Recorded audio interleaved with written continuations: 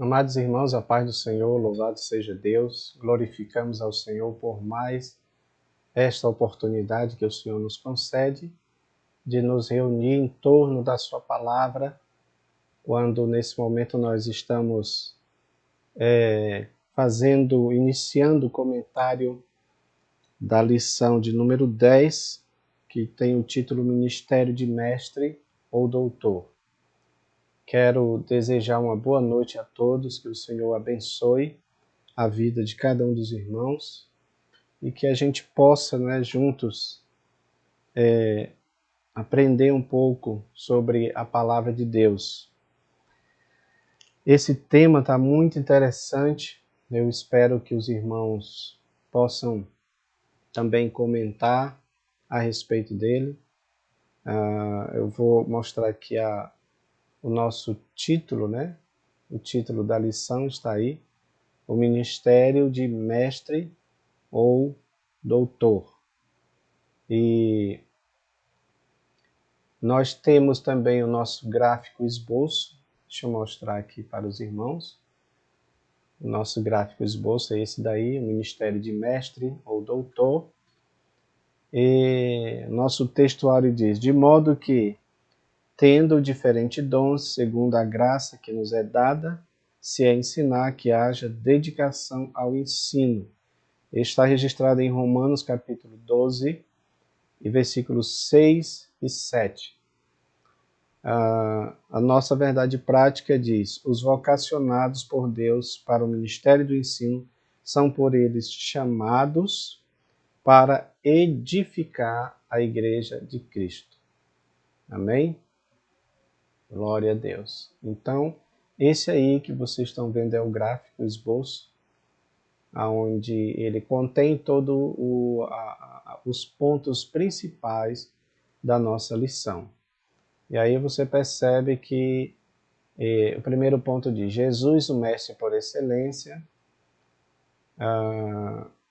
E aí o subponto: o mestre da Galileia, o mestre divino, o mestre da humildade. O segundo ponto diz: o ensino das Escrituras na igreja do primeiro século. E aí nós temos uma ordem de Jesus, que trata exatamente da grande comissão. Nós já estudamos sobre isso, mas também essa lição traz esse mesmo assunto.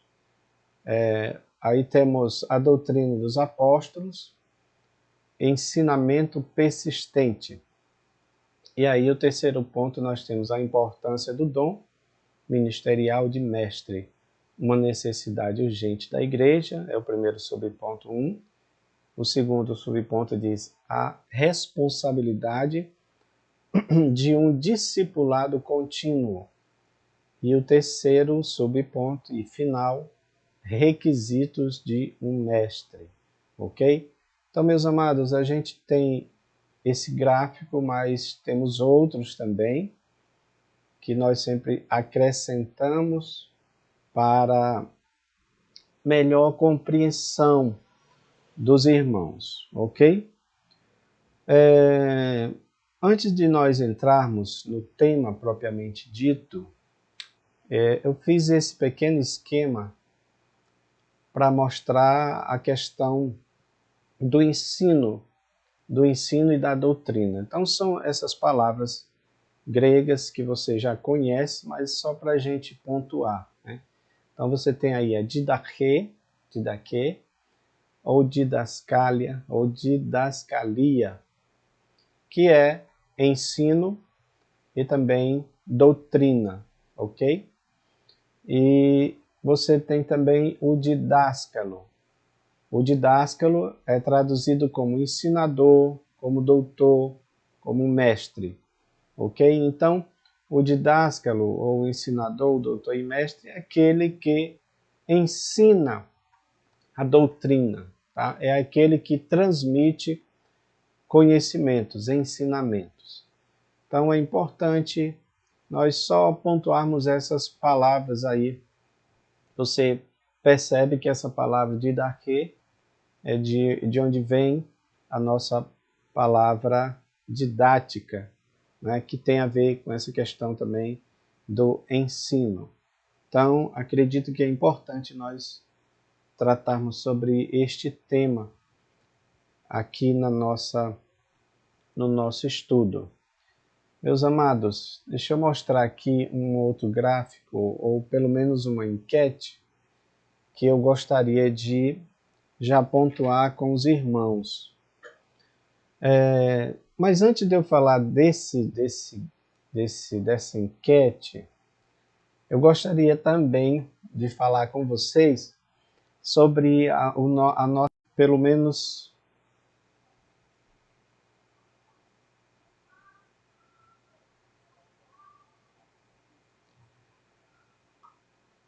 Deixa eu ver aqui algo, irmãos. Eu não sei se está transmitindo. Aqui deu uma breve interrompida. Só os irmãos, se os irmãos puderem confirmar que está transmitindo aí. Deu uma interrompida aqui, mas vamos lá. Glória a Deus. Então, na nossa interação, eu pontuei aqui duas questões que são interessantes.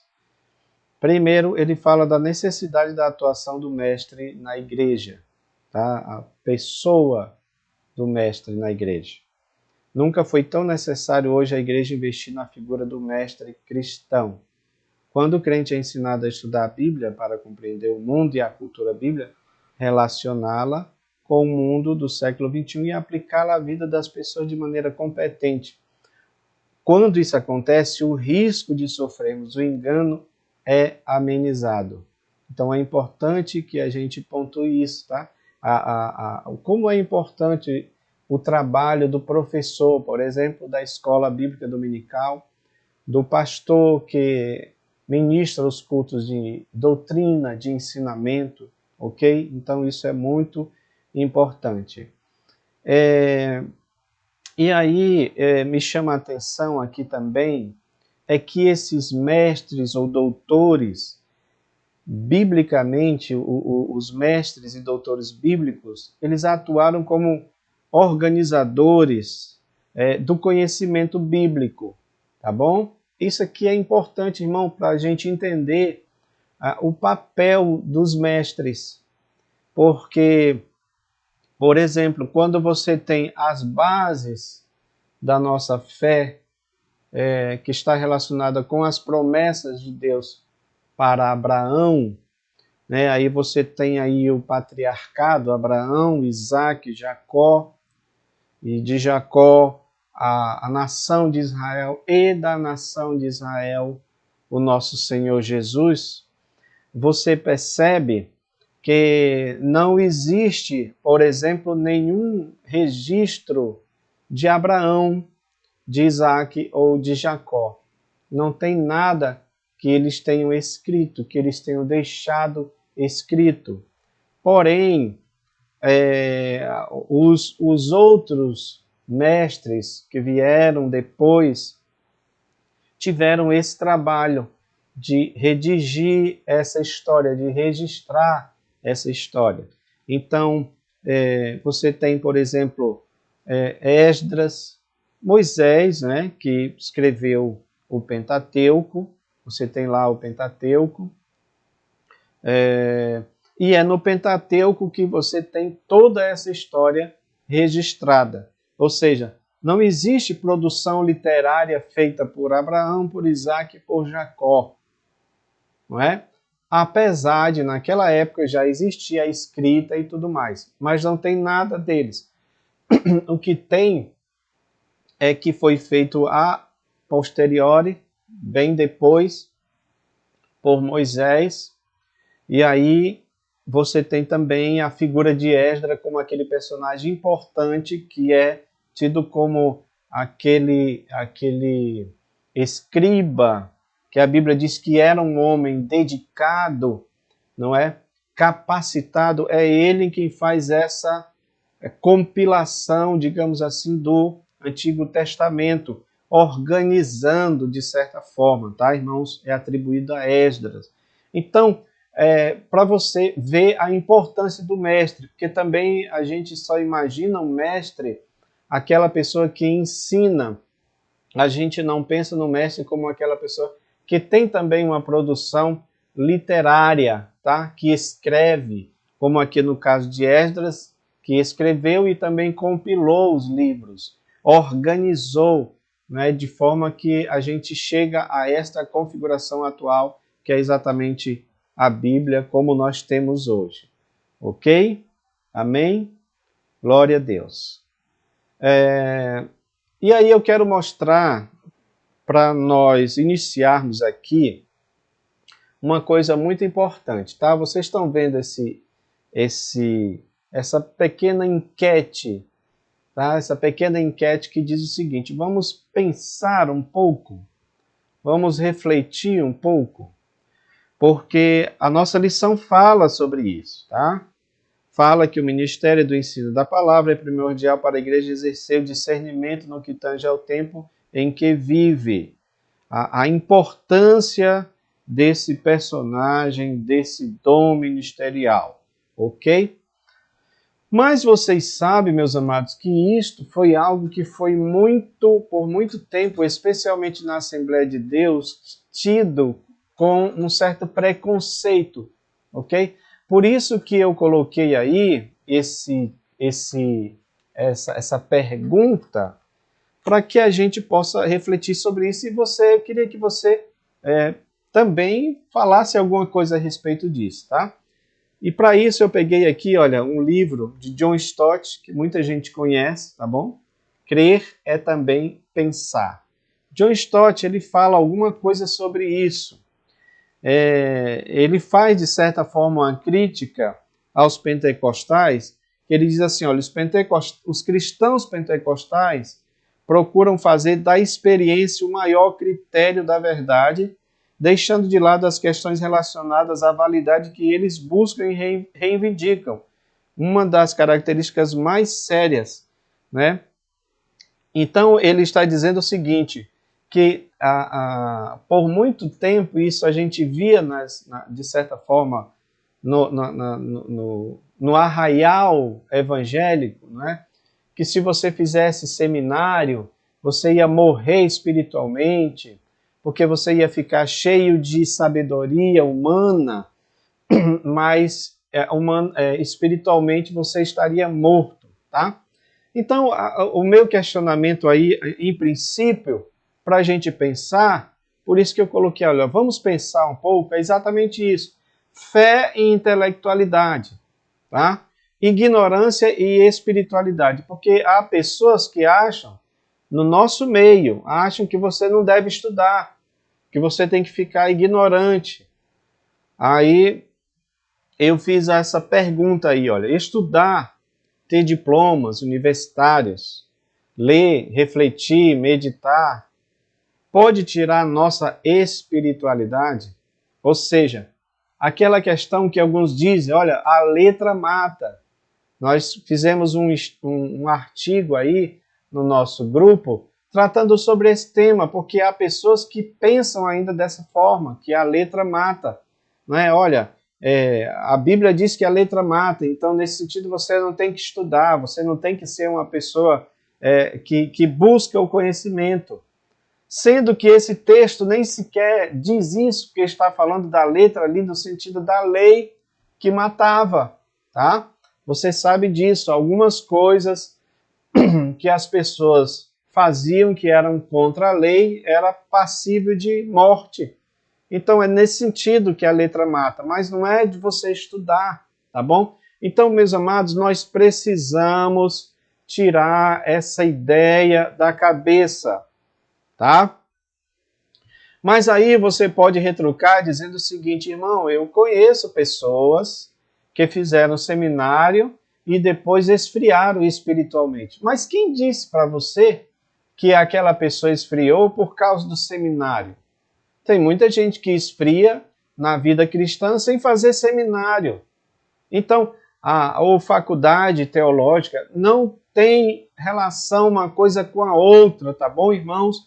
Escute bem, eu mostrei para vocês aqui, eu aconselho vocês, olha, esse livro do John Stott é pequenino, mas ele é profundo, tá bom? Porque a ideia é mostrar o seguinte, irmãos, Deus nos deu a faculdade do pensamento, tá? Então, nós somos seres pensantes. Por ser seres pensantes, nós temos o intelecto, faz parte da nossa constituição humana. Então, nós temos o intelecto. Esse intelecto é para pensar. Esse intelecto é para raciocinar. A Bíblia fala, por exemplo, de um culto racional. O que é um culto racional? É um culto da razão, tá? Então, nós temos esse problema no meio evangélico, principalmente no meio pentecostal, que acha que não, que você tem que se basear pelo Espírito e você não precisa estudar. Meu amado, isso está completamente errado. Preste atenção. É por isso que eu digo que nós temos que nos ater ao que diz a palavra de Deus. Jesus diz, o Espírito da verdade, ele vos fará de tudo que eu vos tenho ensinado. Ele vos fará lembrar, de tudo que eu tenho ensinado. Então, como é que você pode querer lembrar de alguma coisa se você não aprendeu, se você não estudou? Então, é claro que nós podemos sim estudar, podemos sim fazer faculdade, podemos sim cursar uma universidade. Isso não vai tirar a nossa espiritualidade. Agora, o que eu preciso saber é que eu estou vivendo em um mundo que está dominado por Satanás. Certo, irmãos? E por estar dominado por Satanás, você vai ter na faculdade muitos ensinamentos que são contra a palavra de Deus. E você vai ter isso também nas faculdades evangélicas. Eu digo porque eu fiz uma faculdade evangélica, uma pós-graduação, e havia coisas lá que a gente não concordava, ok? Porque algumas dessas faculdades já estão misturadas com o neoliberalismo, com o liberalismo teológico, tá bom? Que não acredita mais na inspiração das Escrituras. Mas isso ali é um problema deles. Não quer dizer que eu tenho que aceitar isso, não quer dizer que eu tenho que abraçar essas coisas, meus amados. Então, eu coloquei esse pensamento aí, essa pergunta, para a gente pensar um pouco. E vocês, o que é que acham disso? Glória a Deus. Glair Ribeiro.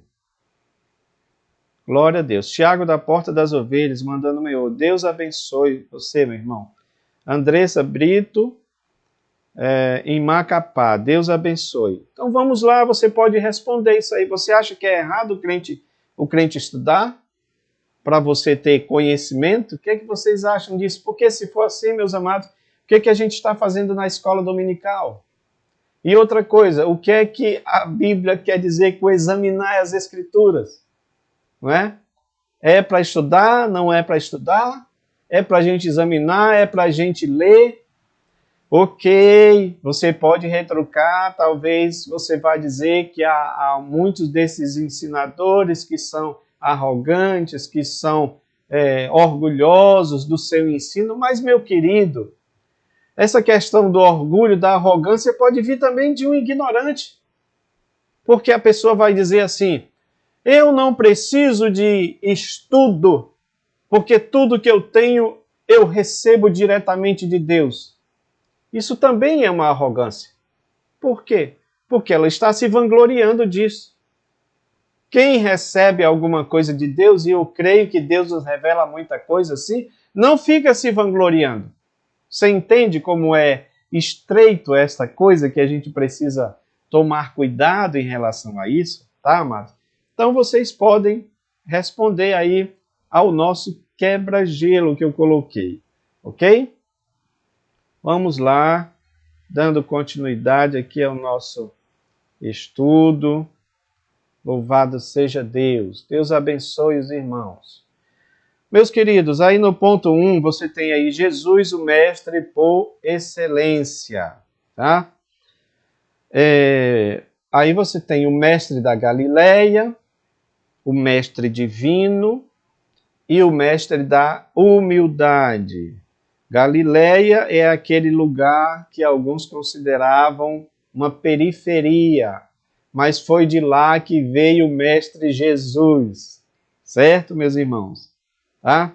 Então, no ministério terreno, seus sermões, ensinos e discursos eram inflamados pelo amor as pessoas. Nós vamos ver aqui esses aspectos de Jesus como nosso mestre divino. Mas no ponto 3, eu quero ressaltar isso daí, o mestre da humildade, ok? Aqui você e eu temos algo a aprender com Jesus. Isso daqui, meus irmãos, não está restrito somente aos mestres, tá bom? Somente a quem tem o dom ministerial de mestre ou doutor. Isso aqui é para todos nós, ok?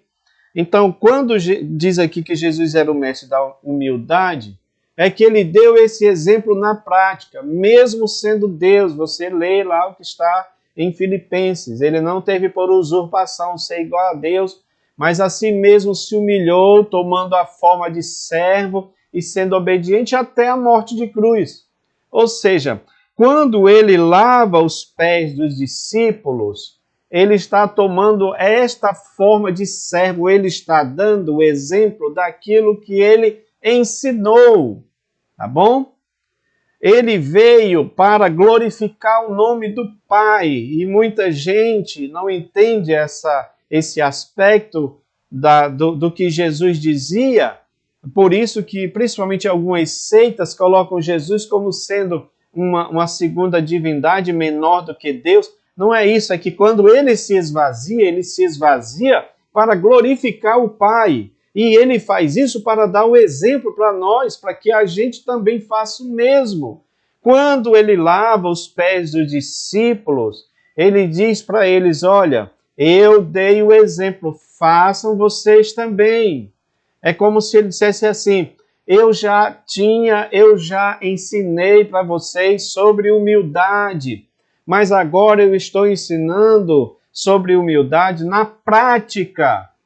E eu estou ensinando na prática para vocês reproduzirem isso que eu estou ensinando a vocês, porque Jesus, como mestre divino, mestre humilde, ele não só ensina para as pessoas olharem e falarem isso dele, como Jesus era humilde, mas ele faz isso para nos dar o exemplo. E não só isso, para que a gente faça também, para que a gente cumpra o mesmo que ele fez. Tá bom, meus amados?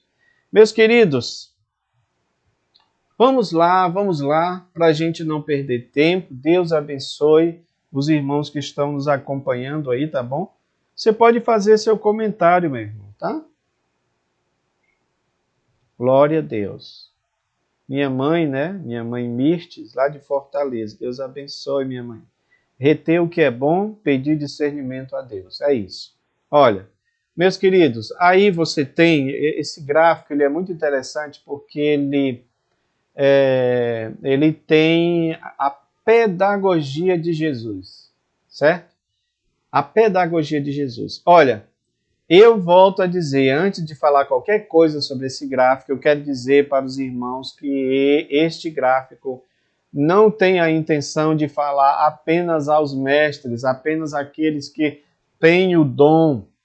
Claro, a eles também, porque a responsabilidade é grande. Mas isso é para todos nós, para que a gente entenda o que é que Jesus ensinava, o que é que Jesus transmitia com o seu ensinamento.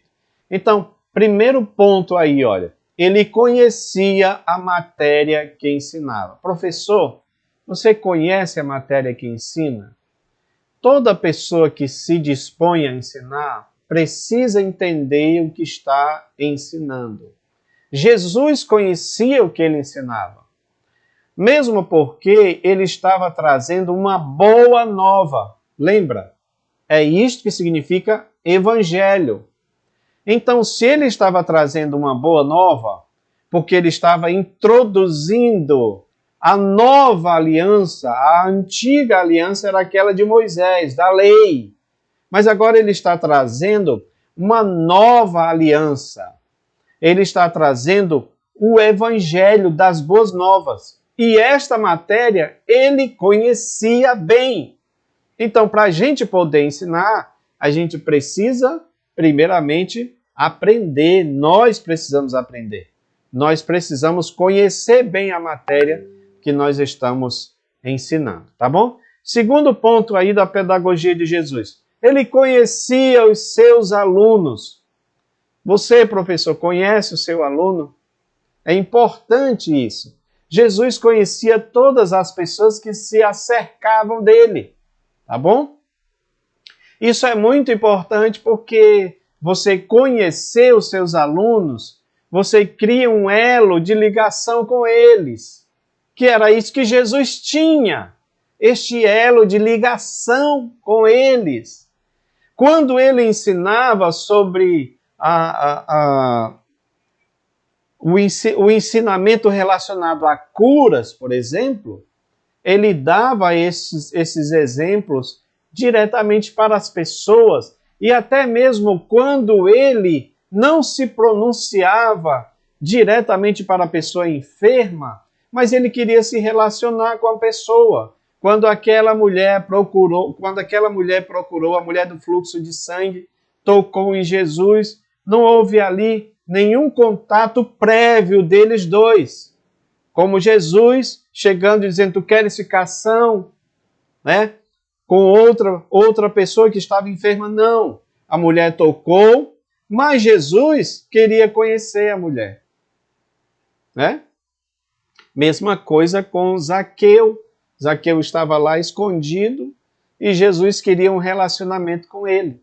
Zaqueu, hoje me convém pousar em tua casa, porque certamente Jesus queria ensinar algo muito importante para ele. Então, professor, muito importante isso, tá? Conhecer os seus alunos. Terceiro ponto da pedagogia de Jesus. Ele conhecia o melhor dos seus alunos, tá? Conhecia o que eles produziam de melhor. Isso também é algo muito importante, porque às vezes nós somos tentados a olhar apenas o defeito das pessoas sem se preocupar com o mais importante, porque todo mundo tem sim suas falhas, mas tem também suas virtudes.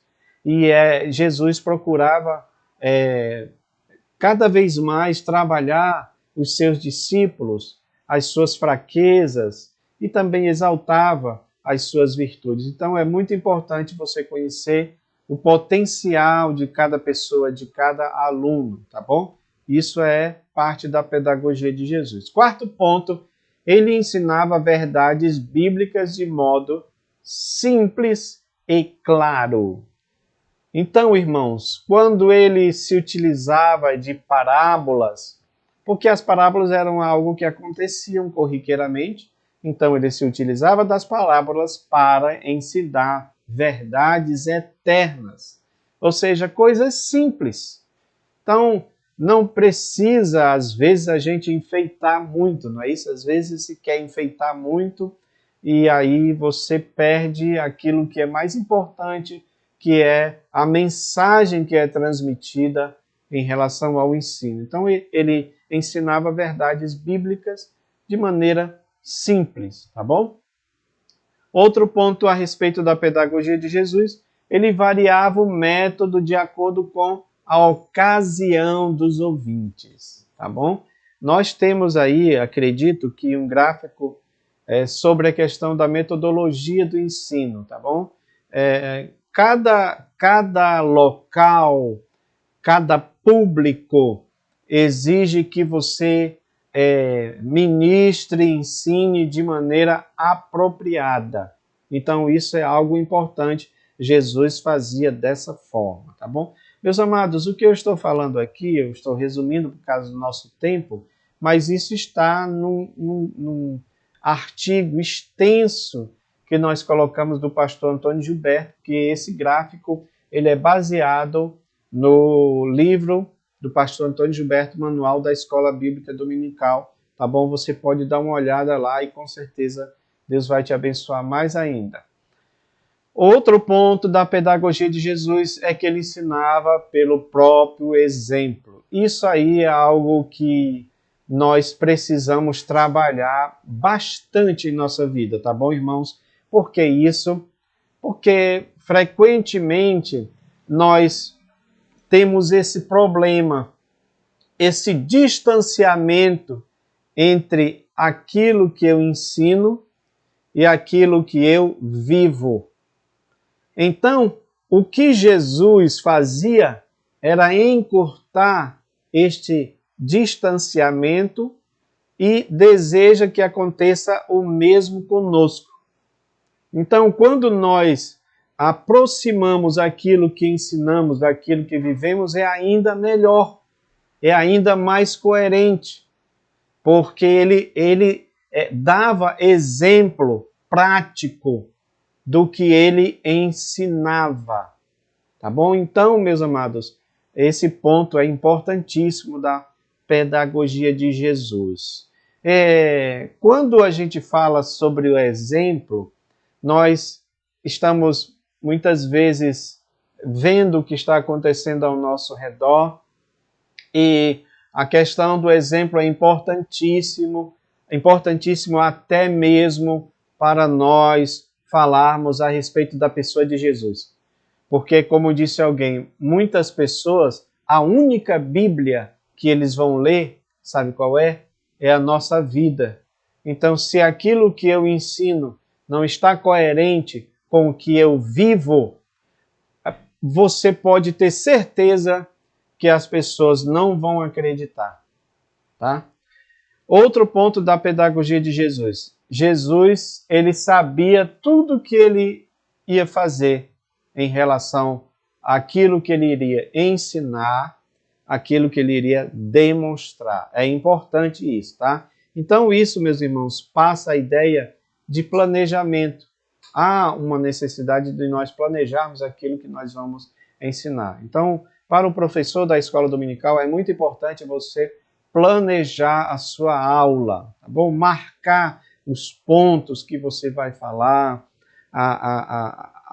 as dinâmicas que você vai aplicar com seus alunos, isso é muito importante, ok? Outro ponto da pedagogia de Jesus, ele ensinava com graça, tá bom? Então é muito importante isso. Ensinar com graça significa essa virtude maravilhosa que Deus dá. Ele ensinava com alegria, com graça, com amor, tá bom? Então, professor, nós precisamos disso, tá bom? Eu sei que muitas vezes a gente não vai ser compreendido, a gente não vai ser reconhecido, não é? Há até essa discussão aí sobre o reconhecimento que tem uma pessoa que, por exemplo, é um pregador ou é mesmo um cantor, em relação a um mestre, em relação a quem ensina. Geralmente não se dá esse valor, como a nossa lição está falando a respeito disso. Mas façamos isso com graça, né? Vamos usar esse dom que Deus nos dá com graça, como Jesus fez, tá bom? Não importa se estamos no Monte das Bem-aventuranças, com centenas de pessoas nos ouvindo, não importa se estamos distante de Jerusalém apenas com uma pessoa, como a mulher samaritana. Mas Jesus tinha uma lição muito importante para ensinar aquela mulher, porque ele fazia isso com graça. E para encerrar aqui sobre a pedagogia de Jesus, nós temos aqui que ele ensinava com autoridade e poder. O que é que significa isso? Que, como eu falei aqui no início, ele conhecia a matéria que ensinava. Então, se ele conhecia a matéria, é claro que ele tinha autoridade. Há até quem faz a comparação dele com os fariseus, que não tinha autoridade. Por quê? Por causa do ponto 6, que ele ensinava pelo seu exemplo. Os fariseus não tinham exemplo de vida. Então, o que Jesus ensinava era com autoridade mesmo. Porque, meus amados, nós estamos falando aqui de uma coisa muito importante. Nós estamos falando de Jesus, o mestre dos mestres, que é também a palavra viva. Ele é o Verbo de Deus. No princípio era o Verbo, e o Verbo estava com Deus, e o Verbo era Deus. Verbo, vocês sabem, é palavra. Então, nós estamos falando aqui de alguém que não só tem afinidade com a palavra, com a matéria que ele ensinava, como ele era a própria palavra, tá bom? E por isso ele tinha autoridade para ensinar, e além da autoridade ele tinha poder para ensinar, porque o que ele ensinava com poder era algo que ele fazia também. Ele fazia na prática. Quando ele operou milagres, ele mostra o seu poder. Ele mostra o poder na prática do que ele falava. Tá bom, meus irmãos? Então, isso é muito importante. Glória a Jesus. Louvado seja Deus. Josivaldo Silva, Deus abençoe. Deus abençoe também você, meu irmão. Vamos lá, porque nós temos ainda aqui algumas coisas para mostrar para os irmãos, para a gente não deixar o vídeo muito longo, né, irmãos? Olha, o ponto 2 fala de o ensino bíblico na igreja primitiva, tá bom? E aí você tem aqui a ordem de Jesus, você tem a doutrina apostólica e você tem o subponto 3 falando do ensino persistente, ok? Meus amados, quando a gente fala aqui da ordem de Jesus, é claro que está falando da grande comissão, que você está vendo aí, nós já também falamos sobre esse tema em lições passadas, né?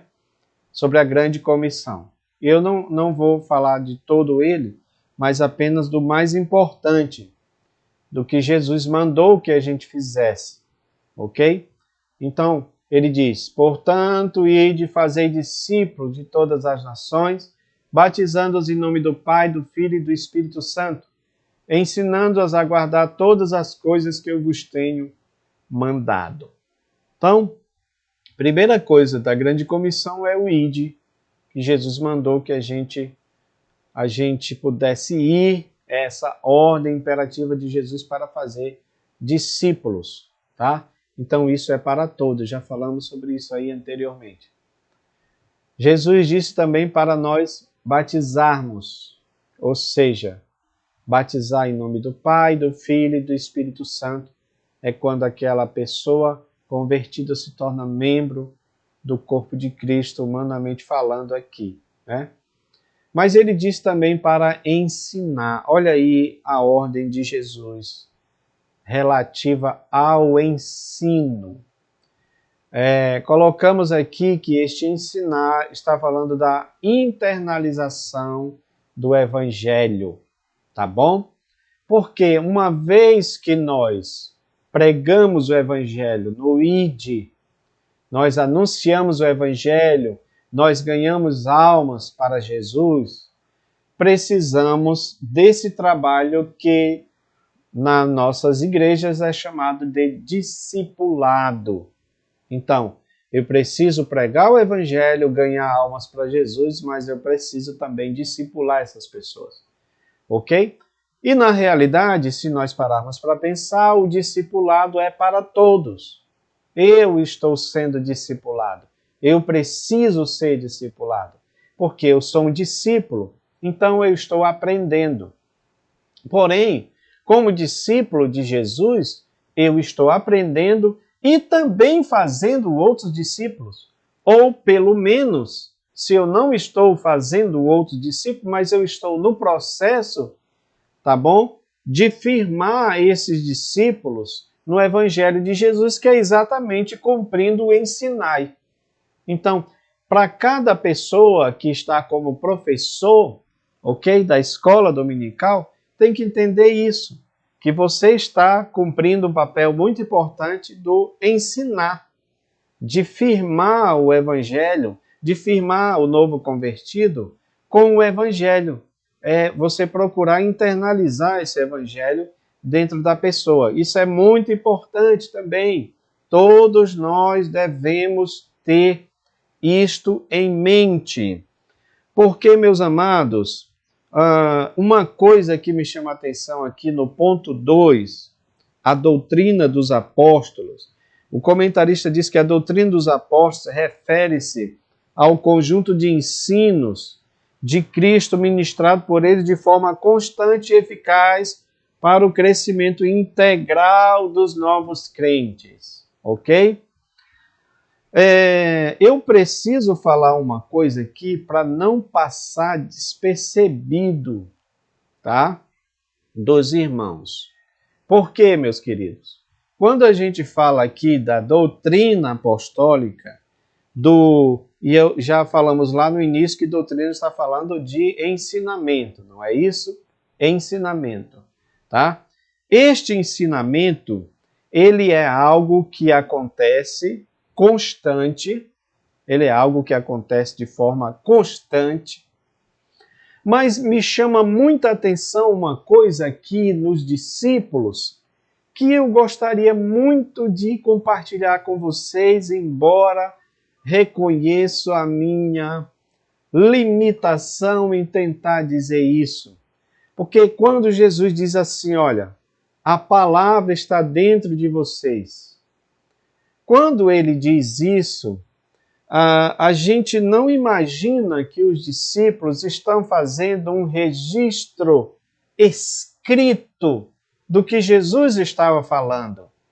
Não há, pelo menos que eu saiba, nenhuma fonte que diga que houve um registro, e eu estou falando in loco, tá bom? Quando eu estou dizendo in loco, é no momento em que os discípulos estavam ali com Jesus, não há nenhum registro escrito do que Jesus falava para eles.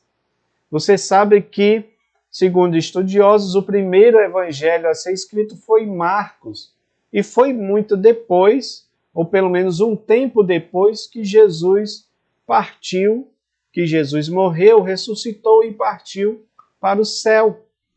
Tá bom? Então, é depois que tem. Aí o que eu sempre me pergunto, o que eu sempre faço as minhas ponderações, as minhas reflexões é o seguinte: como é que esses discípulos lembraram de tudo que Jesus ensinou para eles?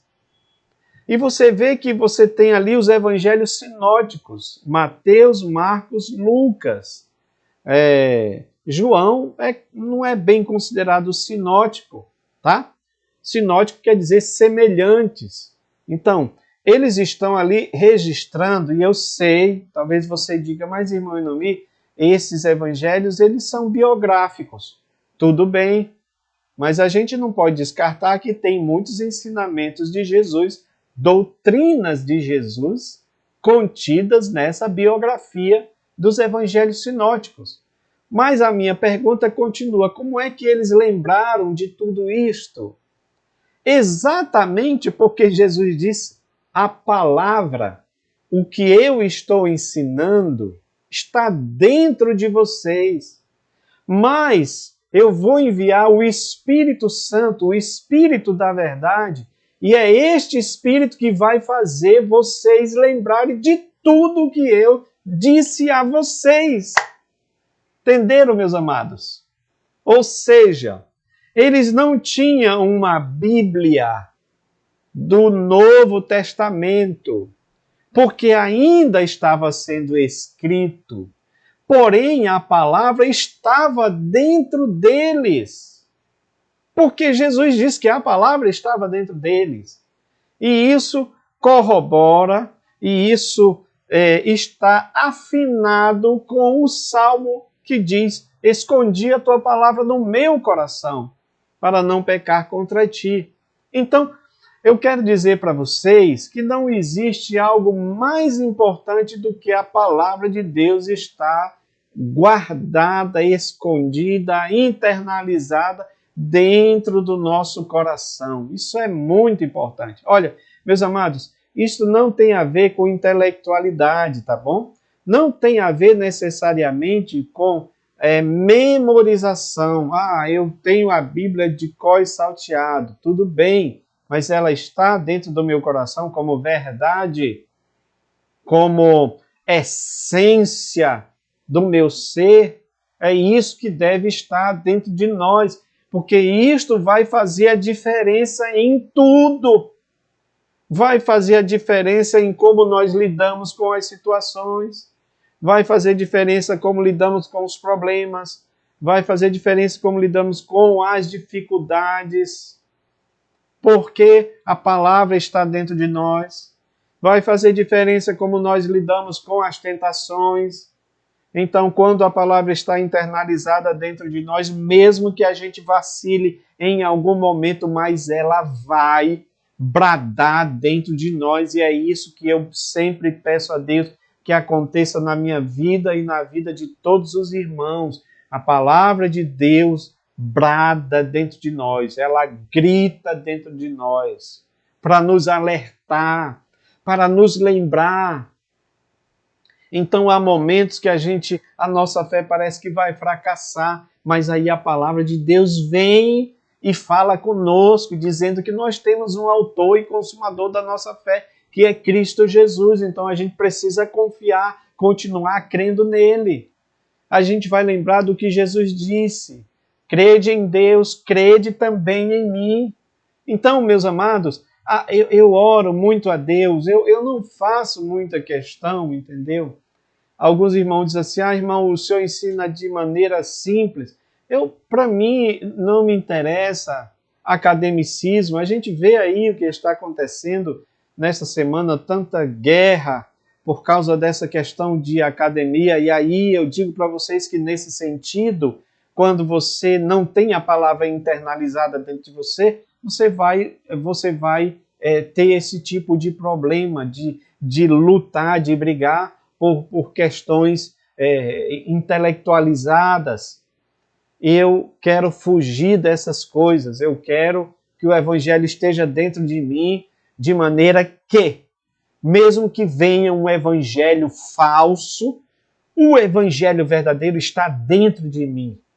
Jesus continua me discipulando e eu sou discipulado pelos meus pastores, então isso é bênção de Deus. Não vamos ser enganados se o evangelho estiver dentro de nós como verdade absoluta. Amém, meus amados? É isso que eu queria dizer. É isso que eu queria colocar aqui, porque é muito importante isso. A irmã Shirley Santos, glória a Deus, paz do Senhor, minha irmã. Ela diz o seguinte: ficou na mente, no coração, quando entronizamos, creio que acontece isso. Aí o Espírito Santo trabalha para usar corretamente em cada situação. É exatamente isto que nós precisamos. Glória a Deus, porque, escute bem, meu amado, preste atenção no que eu estou dizendo. Vai haver momentos que eu e você vamos passar por lutas e por dificuldades, e às vezes você não vai ter uma Bíblia à sua disposição para dizer alguma coisa, ok? Mas se a palavra de Deus estiver dentro de você, aí o Espírito Santo vai lembrar. Ele vos fará lembrar de tudo que eu vos tenho ensinado, ok? E essa palavra ela vai se reverter em nós como verdade absoluta. E não só isso, mas eu creio em uma palavra viva, uma palavra transformadora. Transforma não só nós, o nosso interior, mas transforma a nossa realidade ao nosso redor. Louvado seja Deus. Aleluia. Tá bom?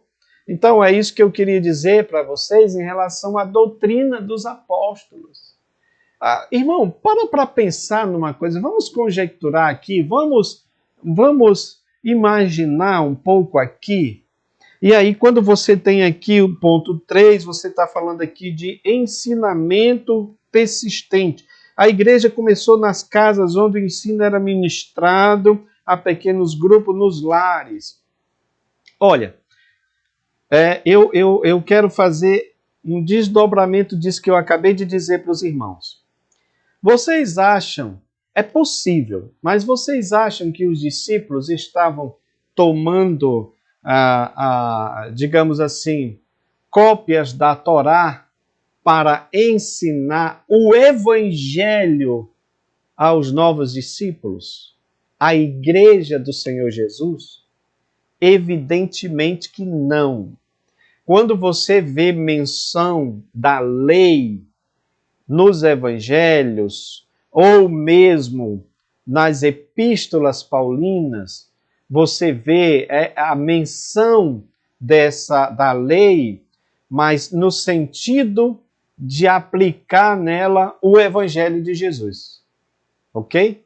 De dar uma nova roupagem ou uma nova inspiração para a lei.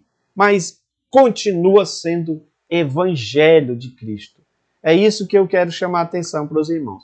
Então, quando diz aqui que eles estavam nas casas, se reunindo, eu fico imaginando os discípulos se reunindo ali, mas eu não vejo eles pegando, como tem nessa imagem que vocês estão vendo aí acima de mim, um pergaminho com a lei para ensinar a lei aos outros discípulos. Não.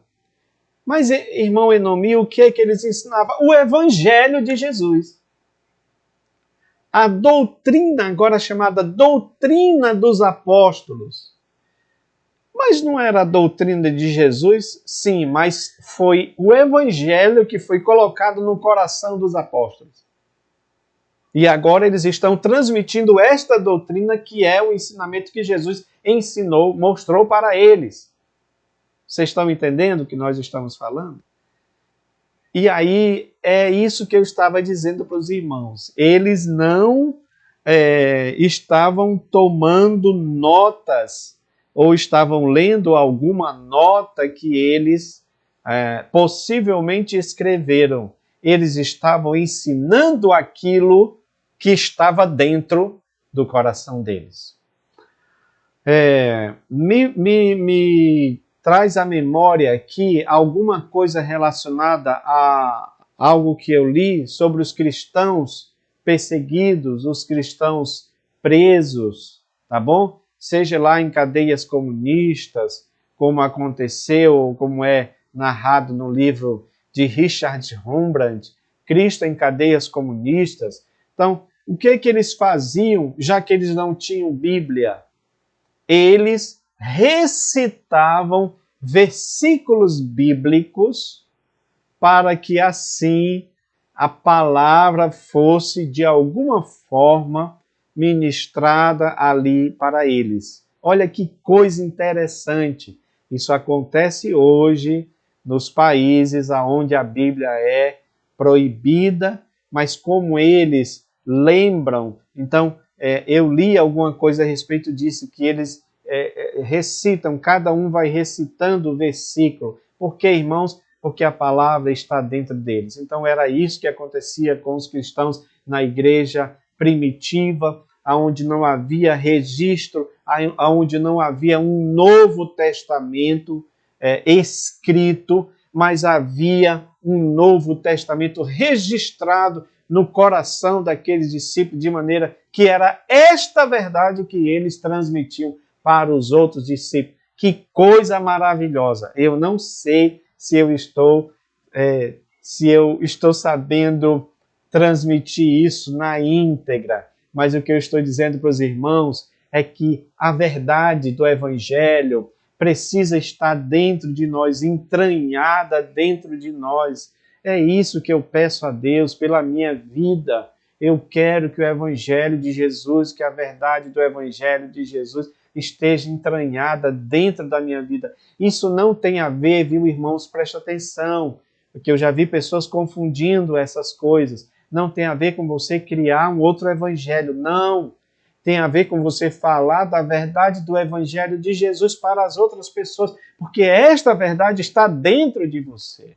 É isso que deve ficar bem claro, ok? Vamos lá para nós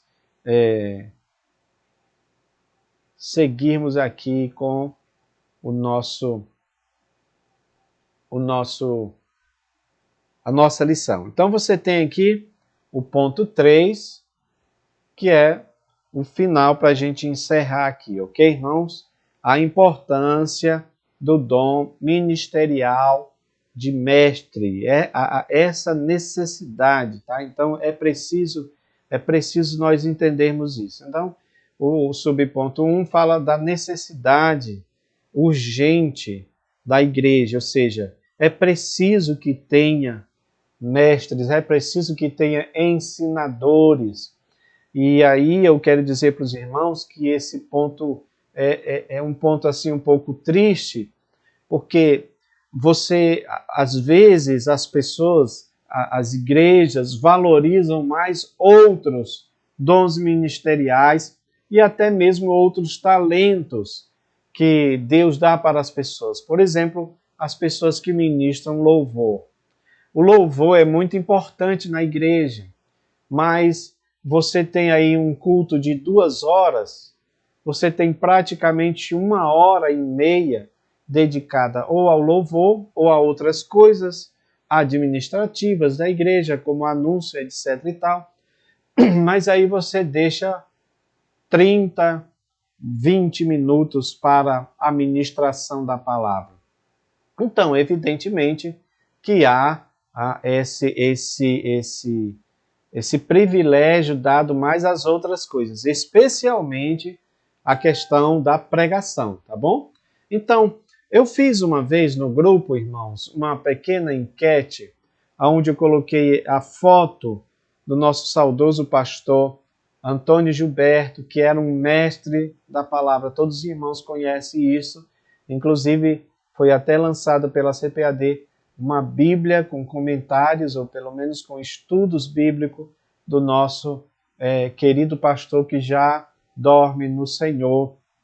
Então, eu fiz isso, coloquei a foto do pastor e coloquei a foto, eu não vou colocar aqui, né? Não vou dizer aqui, mas vocês sabem quem é. Uma foto de um grande pregador, que também é deputado, é muito influente, vocês sabem quem é que eu estou falando, não quero dizer o nome aqui, tá? E aí nós colocamos essas 2 fotos e fiz assim a seguinte pergunta: qual desses 2 vocês acham que é mais conhecido? E é claro que a maioria dos irmãos responderam que o mais conhecido era exatamente aquele pastor, pregador, deputado. Por que ele é mais conhecido, meus irmãos? Porque é dado mais visibilidade para o pregador, em detrimento do ensinador, tá? E eu entendo que são dinâmicas diferentes. Nem toda pessoa que prega ensina, nem toda pessoa que ensina prega. Mas eu penso que pela palavra de Deus, já que nós temos o dom ministerial de mestre, deveria ser dado também importância para aqueles que ensinam a palavra de Deus. Tá bom? Então, irmãos, é uma necessidade mais que urgente. Por quê? Porque nós estamos vivendo um tempo difícil, um tempo em que há muitas heresias, um tempo em que há falsos evangelhos, ok? Um tempo em que há falsos ensinamentos. E o mestre, aquela pessoa que se propõe ou que foi chamado nesse dom ministerial do ensino, ele vai fazer o correto, ele vai ensinar o certo em detrimento daquilo que é errado, que estão ensinando. Então, a figura do mestre na igreja é importantíssima. E eu quero aqui ampliar essa discussão, não só a figura do mestre, como a própria questão do ensinamento, ok? Então, precisamos valorizar a questão do ensinamento na igreja do Senhor. Os cultos, nossos cultos de doutrina, eles devem ser cultos motivados pelo ensino bíblico. Porque, meus irmãos, vocês sabem disso, nós sempre ouvimos, irmãos, e às vezes a gente ouve essa queixa, que você vai para um culto de ensinamento, um culto de doutrina, e você ouve muita coisa, menos doutrina da palavra de Deus. Eu, pelo menos, já participei de culto de doutrina em que o dirigente, ele dizia, ele distribuía a liturgia do culto, era uma liturgia como se fosse um culto, talvez de testemunho, porque ele chamava muitas pessoas para testemunhar, outras pessoas para dar uma palavra, outras pessoas para cantar. Então, quando chegava mais ou menos 15 minutos para o término do culto, aquele dirigente dizia: olha, o tempo já passou, nós temos aí 15 minutos, eu vou falar aqui alguma coisinha aqui e depois a gente encerra. E a coisinha que ele falava, de fato, não tinha nada a ver com a palavra de Deus. Então, meus amados, é claro que isso causa um problema nas igrejas, porque, escute bem, aqui vai uma advertência para todos que são líderes. Você é um líder, você tem ovelhas, as suas ovelhas querem pastos. Já estudamos sobre isso aqui, sobre a questão do pastor. Então, o ensinador, o mestre, ele precisa dar pasto para a ovelha. Ele precisa ensinar a ovelha, dar comida verdadeira para a ovelha. A ovelha conhece, meu irmão. Então não adianta a pessoa querer enrolar, a pessoa querer introduzir um ensinamento raso, que a verdade é essa. Então, o pastor Antônio Gilberto, ele dizia uma coisa muito interessante. Tudo que nós aprendemos sobre a palavra de Deus é como se fosse aqueles 10%, mais ou menos, da ponta do iceberg. O restante está na profundidade. Então, é preciso que haja um esmero do ensinador, do pastor, do líder, no sentido de buscar conhecimento para poder transmitir às suas ovelhas. Então, há uma necessidade urgente, tá? Ele fala aqui da necessidade de um discipulado urgente. Aliás, desculpa, de um discipulado contínuo, que foi aquilo que eu já disse para os irmãos. Eu não vou repetir de novo. Eu disse para os irmãos e repito que eu sou um discípulo de Jesus e sou um discípulo dos nossos pastores, então eu estou aprendendo constantemente. Preciso aprender constantemente, tá? E aí, no terceiro ponto, você tem aí requisitos necessários ao mestre, tá bom? Então, ele precisa ser um salvo em Cristo, porque se eu prego, se eu ensino sobre a salvação, mas eu não tenho a salvação, meu amado, isso aí é uma coisa terrível que pode acontecer. E eu me lembro de um texto de Paulo que diz: tu ensina aos outros e não ensina a ti mesmo? E isso é algo, irmãos, esse texto é algo que eu sempre digo para mim mesmo. Como é que você ensina para os outros, mas não ensina a si mesmo? Como é que você quer que os outros aprendam, mas você não aprendeu a lição? Então, eu preciso ensinar aquilo que eu já aprendi. E se eu aprendi sobre a salvação, eu vou transmitir sobre isso, tá? Outro requisito para o mestre é o hábito de ler. Então, claro que a gente sabe que a leitura é um problema sério, né? As pessoas não gostam de ler. Às vezes, eu tiro pelo exemplo do que nós colocamos no nosso grupo. Tem pessoas que, quando a gente coloca algo lá, né? E aí as pessoas dizem assim, texto longo demais. Irmão, é um estudo. Vamos aprender a ler. Eu sei, tudo bem, na internet você tem essa coisa de dizer, olha, tem que ser dinâmico, tem que ser... Irmão, eu sinceramente não estou preocupado com isso, ok? Eu já fiz de tudo para nós diminuirmos aqui o tempo dessa live, desse estudo, mas é porque, para mim, eu estou diante de uma sala de aula. É como se eu estivesse no domingo de manhã ali com os meus alunos. Então eu preciso passar aquilo que está dentro de mim. E pode ter certeza, quando eu não tiver mais nada que falar, calar-me-ei. Não precisarei falar mais nada. Mas o recado que a gente precisa dar, nós precisamos entregar de fato. Então, a gente precisa ter esse hábito da leitura, tá bom? O nosso comentarista, ele cita o exemplo de Paulo, que lá naquela prisão marmertina, você se lembra? Aquela prisão em que ele estava antes de ser levado para a morte, ele pede, se eu não me falho a memória, para Lucas, dizer para que se traga, não sei se é Lucas ou é Timóteo, tá, irmãos? Eu estou esquecido aqui, vocês podem me lembrar, mas ele pede para que se traga os pergaminhos para ele ler, ok? Porque ele queria ocupar a mente dele. E professor, irmão, preste atenção numa coisa.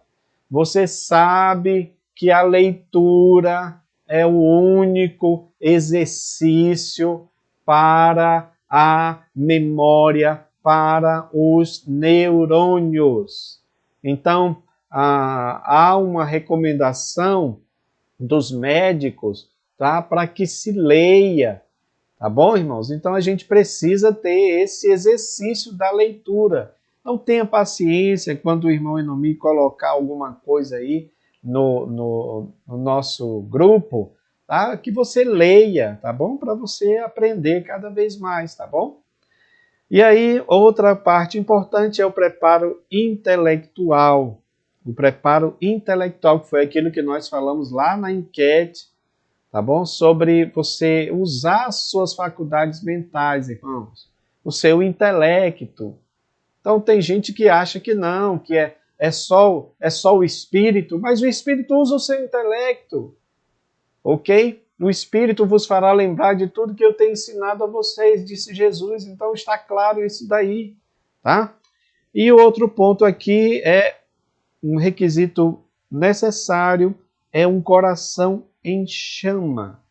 Martin Lloyd Jones dizia que a verdadeira pregação era a teologia em fogo. E aí, isso está relacionado ao preparo do professor, ok? Por isso que no comentário do livro de apoio do pastor Elinaldo Renovato, ele coloca aqui algo muito interessante, mas eu vou deixar, só para mostrar para vocês, eu vou deixar isso por último, só para mostrar para vocês esse gráfico aí, olha, meus amados.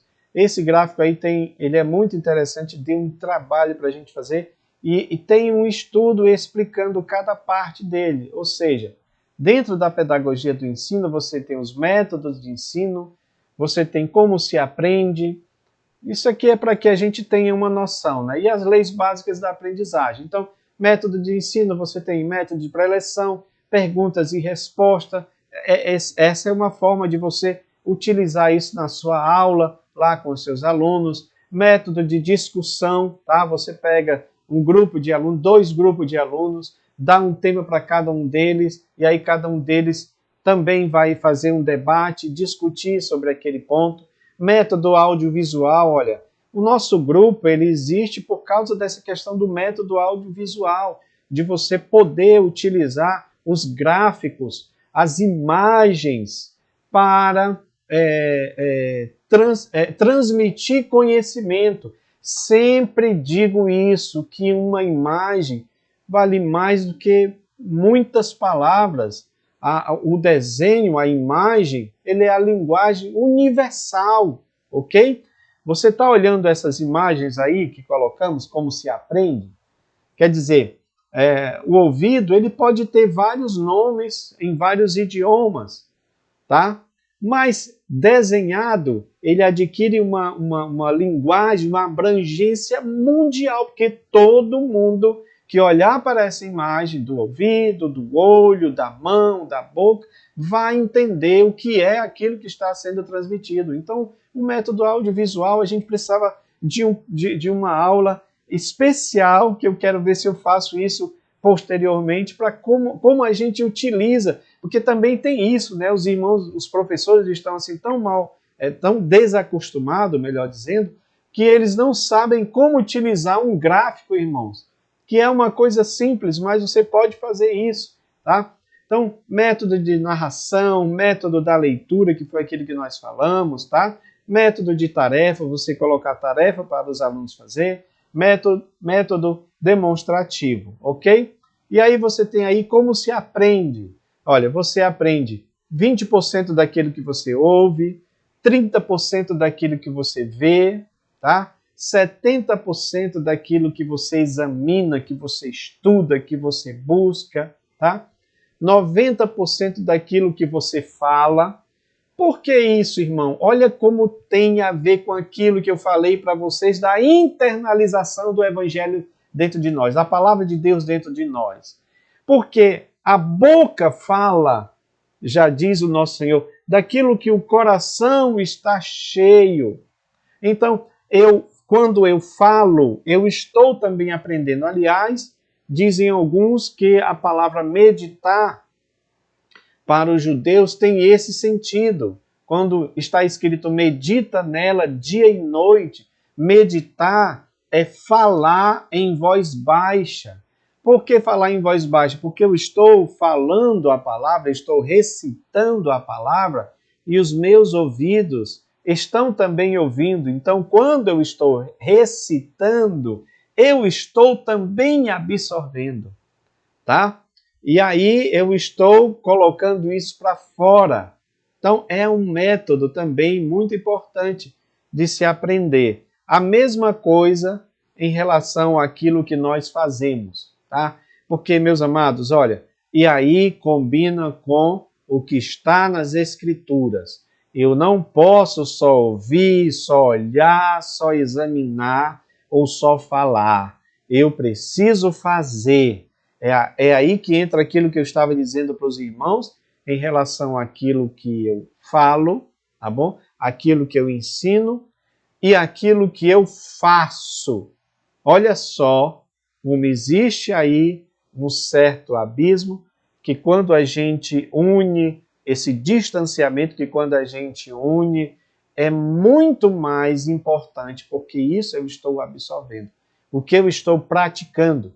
Então, resumindo, meus amados, colocando isso para o Evangelho é prática.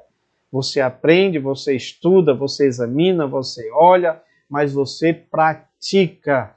Com certeza você praticando, você vai aprender mais. Nós, né, vamos aprender mais. E aí você tem também as leis básicas da aprendizagem, que está relacionada com a lei da disposição mental. Eu preciso estar disposto. Daqui a pouco vamos falar sobre isso daí mais claramente para a gente encerrar. A lei do efeito, ou seja, aquilo que faz efeito dentro de mim, tá bom?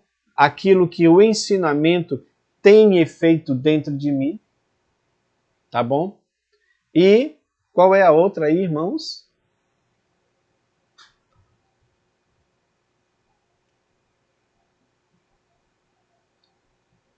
Deixa eu aumentar um pouco. A lei do exercício, que é exatamente a prática daquilo que nós estamos aprendendo. Ok? Meus amados, para a gente encerrar, que o nosso tempo já está indo, não é isso?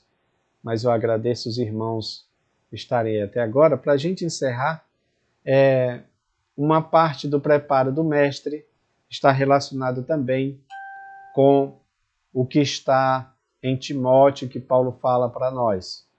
Procura apresentar-te a Deus aprovado como obreiro, que não tem do que se envergonhar, ou que não se envergonha, mas maneja bem a palavra da verdade. Nós colocamos esse estudo também, esse breve esboço, tá? No nosso grupo. Então, você aprendeu aí, você viu aí, essa palavra procurar está relacionado com se dispor. Então, quem é mestre ou quem lida com o ensino precisa se dispor. tá? Apresentar é uma linguagem que está relacionada com o soldado, ou então aquele aspirante a soldado que se apresenta para se alistar, ou o soldado que se apresenta para a batalha. Aqui nós estamos falando da batalha do ensino bíblico. Então, você se apresenta, mas você se apresenta aprovado, ou seja, você é aquele soldado que já foi testado, porque aprovado aí significa ser testado, como se testava moedas para saber se era ou não autêntica. Você pode estudar isso aí, está no nosso gráfico, tá? Então você é aprovado, você é testado.